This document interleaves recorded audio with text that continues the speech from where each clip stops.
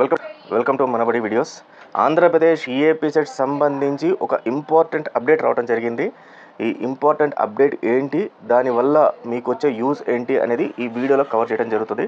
First time వచ్చిన users ఖచ్చితంగా ఛానల్ని సబ్స్క్రైబ్ చేసుకోండి. కౌన్సిలింగ్ సంబంధించి A to Z గైడెన్స్ మన ఛానల్ ద్వారా రావడం జరుగుతుంది. ఇలాంటి వీడియోస్ మీకు ఎక్కడ దొరకవు.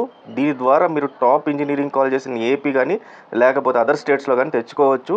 తక్కువ ర్యాంక్ వచ్చినా సరే, అంటే 70,000 80,000 ర్యాంక్ వచ్చినా సరే టాప్ కాలేజీలు ఎలా తెచ్చుకోవాలి సిఎస్సిలో పర్టికులర్గా నేను మీకు గైడ్ చేస్తుంటాను, మొత్తం ఫ్రీ ఆఫ్ కాస్ట్. అండ్ దీనికి సంబంధించిన ఈ వీడియోకి సంబంధించిన ఇంపార్టెంట్ డాక్యుమెంట్ ఒకటి నేను టెలిగ్రామ్ ఛానల్లో పెట్టున్నాను. టెలిగ్రామ్ ఛానల్ లింక్ డిస్క్రిప్షన్లో ఉంది, దాంట్లో జాయిన్ అయిపోయి డాక్యుమెంట్ కూడా డౌన్లోడ్ చేసుకోండి. So fine students, so important update ఏంటంటే డిక్లరేషన్ ఫామ్.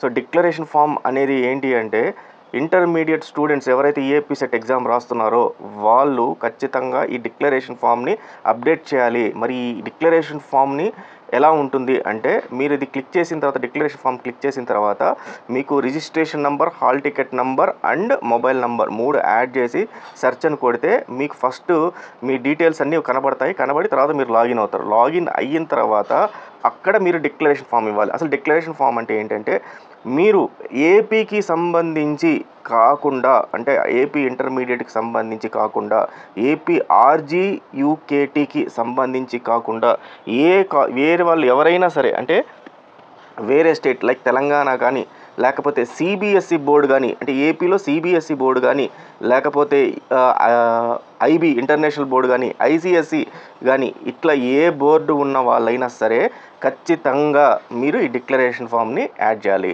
ఈ డిక్లరేషన్ ఫామ్లో ఏముంటుందంటే, మీ ఇంటర్మీడియట్ మార్క్స్ అని ఉంటుంది. ఇంటర్మీడియట్ మార్క్స్ మీవి ఏవైతే రిజల్ట్స్ వచ్చిన తర్వాత వచ్చిన ఇంటర్మీడియట్ మార్క్స్ ఉన్నాయో అక్కడ యాడ్ చేయాలి. ఎలా యాడ్ చేయాలంటే, అక్కడ ఇంటర్ ఫస్ట్ ఇయర్ అని ఒకటి ఉంటుంది, ఇంటర్ సెకండ్ ఇయర్ అని చెప్పి ఒకటి ఉంటుంది, తర్వాత పర్సంటేజ్ అని ఉంటుంది. ఇది జనరల్గా 2024లో ఈ రకంగా ఉన్నాయి. 2025 అనేది నా దగ్గర డీటెయిల్స్ లేవు కాబట్టి నేను క్లియర్గా చెప్పలేను లాగిన్ అయితే ఎలా ఉంటుంది. ఎవరన్నా ఒకవేళ మీ డీటెయిల్స్, అంటే మీ registration number, hall ticket number, mobile number పంపిస్తే నేను లాగిన్ అయ్యి చూస్తాను. manabadi@gmail.comకి పంపిస్తే నేను ఓపెన్ చేసి ఎక్స్ప్లెయిన్ చేస్తాను. అందరు స్టూడెంట్స్కి ఉపయోగపడుతుంది అది. సో ఇది ఎటువంటి పరిస్థితుల్లో మీ డీటెయిల్స్ని బయట అయితే పెట్టండి. సో వన్స్ ఇదంతా లాగిన్ అయ్యి లోపలికి వెళ్ళిన తర్వాత మీ intermediate first year and second year update చేస్తే ఆ డీటెయిల్స్ని తీసుకొని ఏపీ ఇమ్సెట్ బోర్డు ఏం చేస్తుందంటే, మార్క్స్ని మీకు యాడ్ చేస్తుంది. దేంట్లో ఏపీ సెట్ మార్క్స్లో 75%, మీరు యాడ్ చేసిన ఇంటర్మీడియట్ మార్క్స్ ఏవైతే ఉన్నాయో వాటిల్లో నుంచి 25% రెండింటిని యాడ్ చేసి మీకు ర్యాంక్ ఇవ్వడం జరుగుతుంది. సార్ మరి నేను నా ఇంటర్మీడియట్ మార్క్స్ 600కి 600 వచ్చిందని చెప్పి 1000కి 1000 వచ్చిందని చెప్పి యాడ్ చేస్తే ఏమవుతుంది అని అడిగారు అనుకోండి ఎవరైనా స్టూడెంట్స్. సో ఖచ్చితంగా ఇప్పుడు యాడ్ చేస్తారు, బాగానే ఉంటుంది, ర్యాంక్ వచ్చేస్తుంది, బాగానే ఉంటుంది. రేపు ఫ్యూచర్లో ర్యాంక్ వచ్చిన తర్వాత కౌన్సిలింగ్ అయినప్పుడు అప్పుడు వెరిఫై చేస్తారు. ఆ ఒరిజినల్ సర్టిఫికెట్ని తీసుకెళ్ళాలి ఇంటర్మీడియట్ది. అప్పుడు మీ దగ్గర ఇన్ని మార్కులు రాకపోతే, మీరు ఇప్పుడు ఎంటర్ చేసిన మార్కులు అవి రాంగ్ ఉంటే మీ సీట్ ఇమ్మీడియట్గా క్యాన్సిల్ చేసేస్తారు. కాబట్టి జెన్యూన్గా మీకు ఎంతైతే వచ్చిందో అక్కడ ఎంటర్ చేయాలి. అయితే దీంట్లో లాంగ్వేజెస్ యాడ్ చేయాలా లేదా అనేది నేను లాగిన్ అయితే కానీ చెప్పలేను, కాబట్టి ఒక్కసారి జాగ్రత్తగా చూసుకొని యాడ్ చేయండి. దెన్ ఏపీకి సంబంధించిన ఇంటర్మీడియట్ స్టూడెంట్స్ అయితే అవసరం లేదు.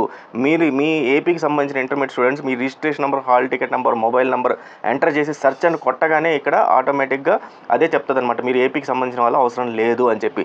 ఏపీకి సంబంధించిన ఇంటర్మీడియట్ వాళ్ళు అండ్ RJUKT సంబంధించిన వాళ్ళు వీళ్ళిద్దరూ కూడా చేయాల్సిన అవసరం లేదు. మిగతా అందరూ తెలంగాణ నుంచి రాసిన వాళ్ళు, తర్వాత సిబిఎస్ఈ వాళ్ళు, ఐసిఎస్ఈ వాళ్ళు, ఐబీ వాళ్ళు, ఇన్ కేస్ డిప్లొమా వాళ్ళు ఎవరన్నా కూడా రాసిన వాళ్ళు, అంటే ఈ డిప్లొమా వాళ్ళు ఈ సెట్ రాస్తారు, అట్లా కాకుండా ఇంకేదైనా సరే వేరే బోర్డు వాళ్ళు, నేను కవర్ చేయని బోర్డు వాళ్ళు ఎవరున్నా సరే ఖచ్చితంగా ఈ డిక్లరేషన్ ఫామ్ ఇస్తేనే మీ రిజల్ట్స్ వస్తాయి. సో తప్పు ఎంటర్ చేయకండి, కరెక్ట్గా ఎంటర్ చేయండి. అండ్ ముఖ్యంగా సిబిఎస్ఈ వాళ్ళకి, దెన్ ఇంటర్మీడియట్ బోర్డు వాళ్ళకి ఒక చిన్న డిఫరెన్స్ ఉంటుంది. సిబిఎస్ఈ బోర్డు వాళ్ళకి అందరికి కూడా మార్కులు మీకు 100 మార్క్స్కి 150 మార్క్స్కి ఉంటుంది. ఇంటర్మీడియట్ బోర్డు వాళ్ళందరికీ కూడా 60 మార్క్స్ 80 మార్క్స్ ఈ రకంగా 75 మార్క్స్ ఈ రకంగా ఉంటుంది. వీటినన్నింటి పర్సంటేజ్లోనో లేకపోతే మార్క్స్లోనో వాళ్ళు అడుగుతారు. అది నాకు లాగిన్ అయితే కానీ క్లియర్గా చెప్పలేను నేను. సో ఒకవేళ అలా ఏదైనా ఉన్నా కూడా దానికి సంబంధించిన క్యాలిక్యులేటర్ నేను పంపిస్తాను మీకు ఎక్సెల్లో, టెలిగ్రామ్ ఛానల్లో పెడతాను ఎక్సెల్. ఆ టెలిగ్రామ్ ఛానల్లో డౌన్లోడ్ చేసుకుంటే ఎక్సెల్ని చేసుకుంటే మీకు అది క్యాలిక్యులేట్ చేసి ఇచ్చేస్తుంది. సో దాన్ని అక్కడ పోయి యాడ్ చేస్తే సరిపోద్ది.